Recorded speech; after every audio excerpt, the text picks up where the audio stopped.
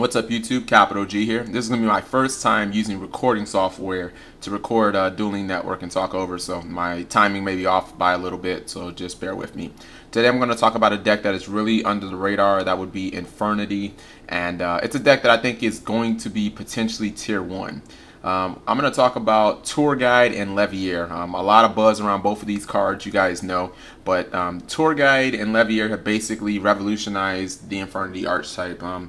Infernities have always been crazy explosive, but when they lost the launchers, they lost a little consistency.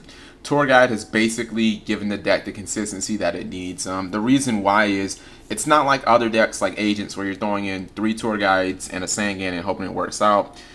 What this deck can do is, Tour Guide isn't the only target. So obviously you still have your Tour Guide, Leviathan, Levier plays, but what it allows you to do is search Necromancer straight from your deck. This essentially kind of means you don't have to run Foolish Burial anymore, because if you just, get Tour Guide, get Levier, and you exceed, you can instantly, you can make Leviathan, pop your Necromancer, have a 2500 beater, and have Necromancer in the graveyard, ready later in the game for, big plays like that.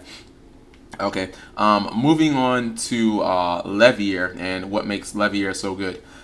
Well, Levier works in this deck mainly because this deck has so many ways to just flat out abuse this motherfucker. Levier obviously works best when you can remove cards. Okay, well, the reason why that works is because Infernities have so many ways to remove cards. Gold Sarcophagus is amazing in this deck because you obviously have your plays where you can get Levier, you can Sarco for something like Infernity Archfiend or Infernity Mirage. Then you can pop your Necromancer, summon that card, and you already have your Necromancer in your graveyard that was pulled straight from your deck, ready to be summoned so that you can go off and go nuts and destroy your opponent. There's also combos well with Allure of Darkness and Infernity Break and 100 Eyes Dragon. This deck just has mad ways to remove stuff. Styterian Street Patrol is another card that you can just resummon. So this deck obviously has plays for days. The Sarcos also give the deck what it needed to handle massive back rows and mass setting.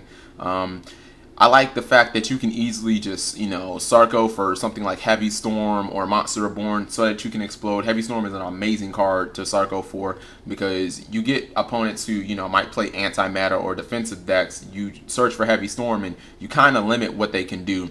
Oftentimes where I can explode relatively easy because I have it first turn, I'll even, start for one of the 2 Solemn cards like Solemn Warning or Solemn Judgment, so that I know that I'm going to have a couple of synchros, maybe a barrier, a break, and then, I'm going to get that Solemn in a couple of turns too, so it's going to be really difficult for you to try and make any comebacks.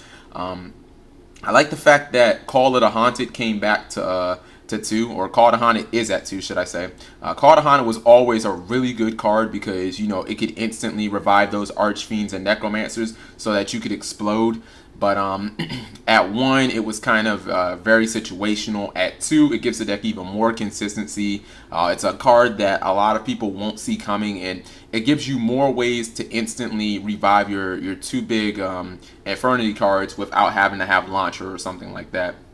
I also want to talk about Trishula. Even though I don't run Beetle, and from what I've seen, most people don't run Beetle anymore, this deck can actually make Trishula relatively easy. A lot of times when you summon something like Styterian Street Patrol or Greffer, you're going to have an Archfiend being summoned later in that turn, so it makes it very easy to use 2 level 4s and then Avenger to make your Trishula. So, and actually, again, it happens a lot more often than you would imagine, and you still combo out with, maybe another big Synchro, an Archfiend, a couple barriers, and, it's pretty much a good night. I love the fact that Infernities still have that really good side deck. They have, 2 really good options. The first, obviously, being just, siding in cards that your opponent would side for you. What I mean is, Debunk is pretty amazing in the Infernity side deck because it takes care of DD Crow, Max C, and Effect Veiler all in one card. And then you also have the whole Chaos Beatdown element where you can side into, things like Ryko and Cyber Dragons and Thunder King Ryo, which are all light, your opponent siding in DD Crows and stuff, and you throw a Ryo on them first turn and just start attacking, and they're holding effect veilers and crevices, and they're in really bad situations. So I think that this deck is really good. I think that it has tier 1 potential. From what I've seen or from what I've tested, basically if your opponent doesn't have Veiler in game 1, I really haven't lost yet with the deck. But let me know what you guys think.